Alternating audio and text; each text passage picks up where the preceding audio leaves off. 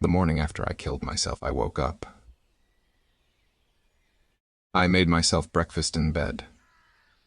I added salt and pepper to my eggs and used my toast for a cheese and bacon sandwich. I squeezed a grapefruit into a juice glass. I scraped the ashes from the frying pan and rinsed the butter off the counter. I washed the dishes and folded the towels. The morning after I killed myself, I fell in love. Not with the boy down the street or the middle school principal.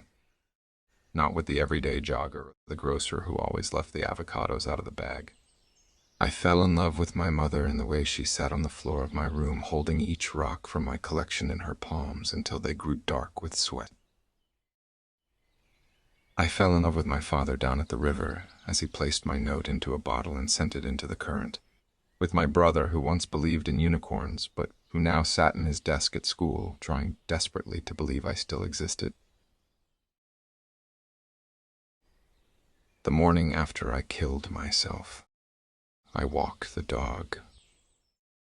I watched the way her tail twitched when a bird flew by, or how her pace quickened at the sight of a cat.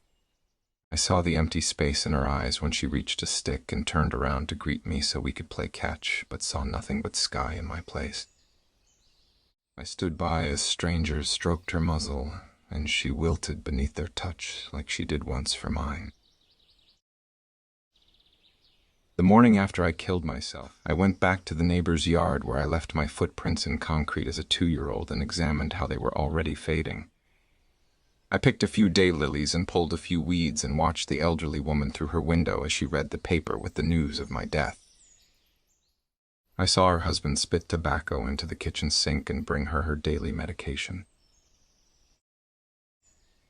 The morning after I killed myself, watched the sun come up. Each orange tree opened like a hand, and the kid down the street pointed out a single red cloud to his mother.